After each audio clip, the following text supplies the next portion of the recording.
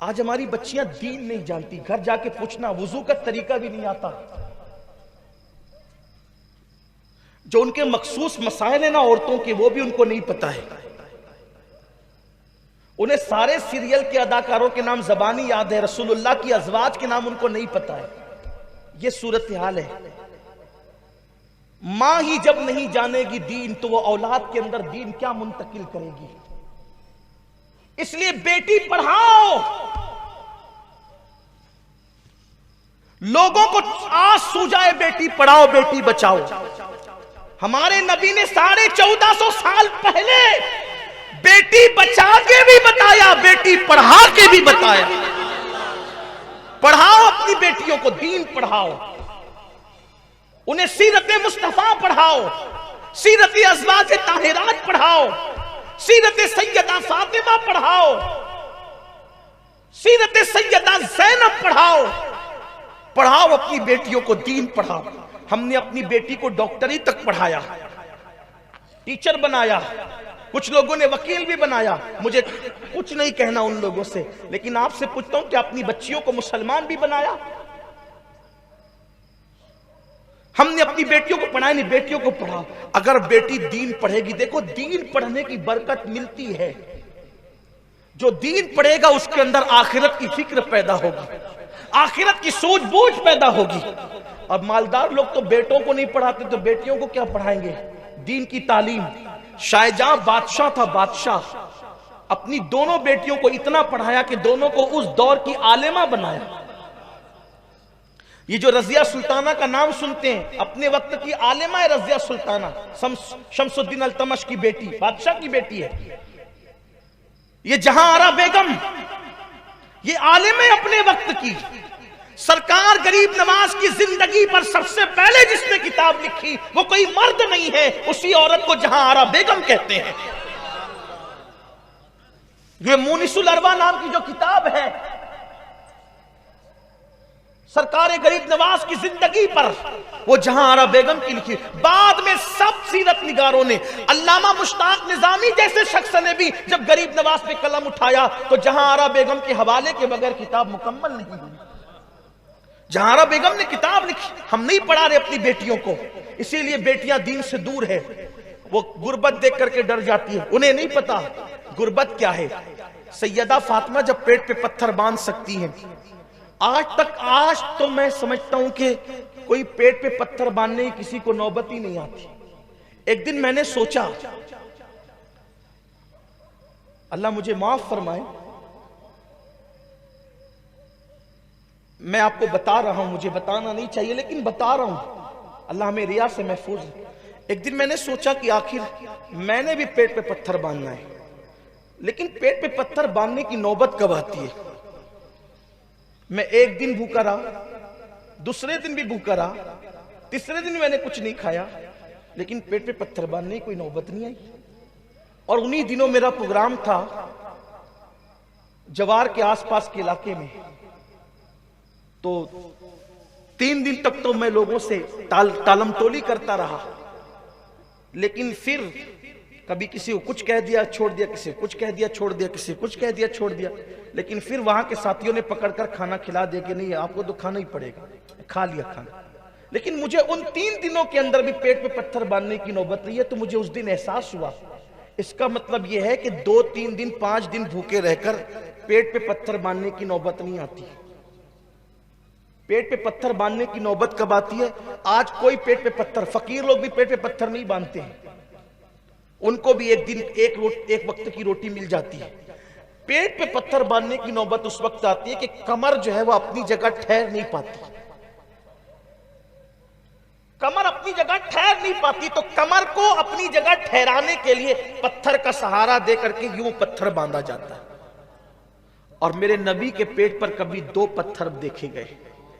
سیدہ فاطمہ الزہرا نے بھی اپنے بابا کی سنت کے مطابق پیٹ پہ پتھر باندھے. تو اگر آج غربت کی چکی میں پس کر دولت کی لالچ میں کوئی بیٹی کسی غیر کے ہاتھ میں ہاتھ دے رہی ہے، وجہ یہ ہے اس کے پاس سیدہ فاطمہ کی زندگی نہیں ہے. اگر اس کے پاس سیدہ فاطمہ کے فاقوں کی داستان پہنچتی، واللہ وہ کبھی بھی جو ہے وہ فاقہ کشی سے گھبرا کر کسی کے ہاتھ میں ہاتھ نہ دیتی. ہمیں اپنی بچیوں کو دین پڑھا، جو پڑھانا ہے پڑھاؤ، لیکن پہلے دین پڑھاؤ، سیرت مصطفیٰ سے قریب کرو۔ آپ نے سنا ہوگا کہ سیدہ فاطمہ کی زندگی پر ایک وقت ایسا بھی آیا، ایک دن ایسا بھی آیا سیدہ فاطمہ کی زندگی کا کہ آپ کی چادر تطہیر، چادر انور اتنی پھٹ گئی تھی کہ پہننے کے قابل نہیں تھی۔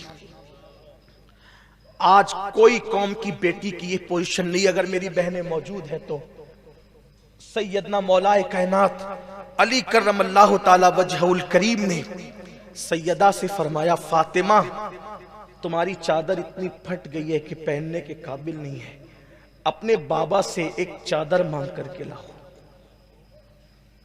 یہ بات میں نے کئی جگہ بیان کیا ہے، لیکن آج میں عنوان کی مناسبت سے اپنی بہنوں کی خصوصی توجہ چاہتا ہوں۔ تجوریاں بھر بھر کر دوپٹے گھر میں رکھنے کے بعد بھی عزت کو وہ حفاظت نہ دی گئی جو سیدہ فاطمہ نے پیون والے کپڑوں میں اپنی عزت کو تحفظ عطا کیا۔ مولا کائنات کہتے ہیں جاؤ اپنے بابا سے ایک چادر مانگ کر کے لاؤ کہ تمہاری چادر پہننے کے قابل نہیں ہے۔ سیدہ نے کہا کہ مجھے حیا آتی ہے، آپ خود ہی تشریف لے جائیں اور بابا سے عرض کریں کہ وہ مجھے چادر دے۔ مولا کائنات گئے اور المختصر یہ کہ عرض کیا کہ آقا آپ کی شہزادی فاطمہ کی چادر اتنی پھٹ گئی اور بوسیدہ ہو گئی ہے کہ اوڑھنے کے قابل نہیں ہے، اگر آپ ایک چادر اس کو دے دیں تو وہ نئی چادر اوڑھ لے۔ میرے آقا نے فرمایا علی ابھی بدر اور احد کے یتیم آنے والے ہیں، بدر اور احد کے یتیموں کا حق دینا بھی باقی ہے، محمد کی بیٹی کو چادر ابھی کیسے دی جا سکتی ہے؟ یہ اللہ کے حبیب علیہ السلام نے مولا کائنات سے فرمایا البتہ اس وقت میرے پاس اونٹ کا چمڑا گھر میں پڑا ہوا ہے، فاطمہ سے کہنا کہ یہ اونٹ کا چمڑا لے اور اپنے دوپٹے میں پیون لگا لے۔ مولا کائنات کو اونٹ کا چمڑا لے کر کے آئے۔ میں قوم کی ان بیٹیوں سے پوچھنا چاہتا ہوں جو صرف بائک پر بیٹھنے کے دھوکے میں، اچھے لباس کی لالچ میں پوری قوم کو بدنام کر رہی ہے، پوری قوم کی بیٹیوں کو بدنام کر رہی ہے۔ اور آپ سے بھی کہنا چاہتا ہوں مسلمان ہو تو کچھ تو مسلمان ہونے کا خیال کرو۔ اونٹ کے چمڑے کو اٹھا کر کے لایا گیا، سیدہ فاطمہ نے اونٹ کے چمڑے کا پیون اپنے دوپٹے میں لگایا اور جب سر پہ رکھا تو اتنی دیر میں اللہ کے رسول تشریف لائے۔ بیٹی کے سر پہ دوپٹہ اونٹ کے چمڑے کے پیون کا دیکھ کر حضور سے رہا نہیں گیا۔ باپ آخر باپ ہوتا،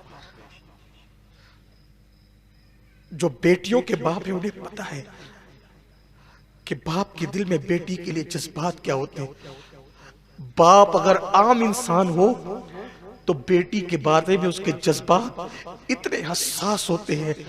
جس کا بابا رحمت للعالمین بیٹی کے سر پہ اونٹ کے چمڑے کا پیون کا دوپٹہ دیکھا، آنکھوں میں آنسو آ گئے۔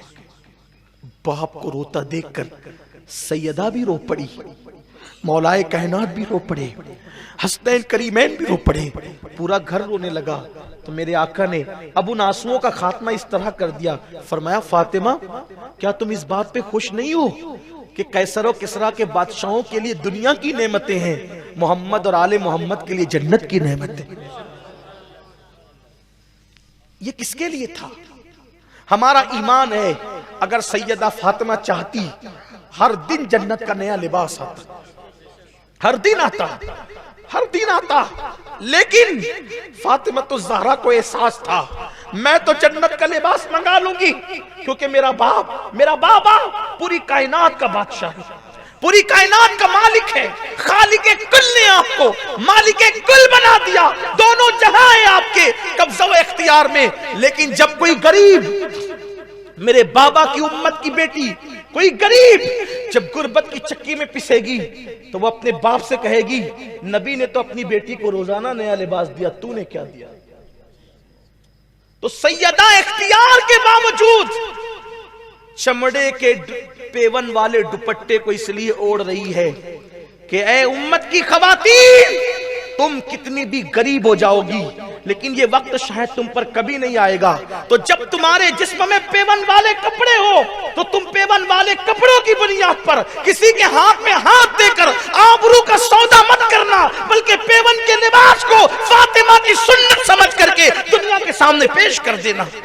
बीबी पाक ने पेवन के लिबास को अपनी सुन्नत बनाकर गरीबों की गुर्बत पर सुन्नत का गोया के चादर डाल दी है, सुन्नत की चादर डाल दी है, सुन्नत के सांचे में छुपा लिया है, सुन्नत के आईने में छुपा लिया है गरीबों की गुर्बत को। तो मैं कौम की बेटियों से, आपसे भी कहना चाहता हूं और आपसे भी ये कहना चाहता हूं कि अगर हम अपनी बेटी की शादी करें तो एक दिन पहले 4 गरीब बच्चियों की भी शादी कर दें, 2 गरीब बच्चियों की भी शादी कर दे, 1 गरीब बच्ची की भी शादी कर दे, तो इस तरह कौम की बच्चियों का बोझ कम होता जाएगा।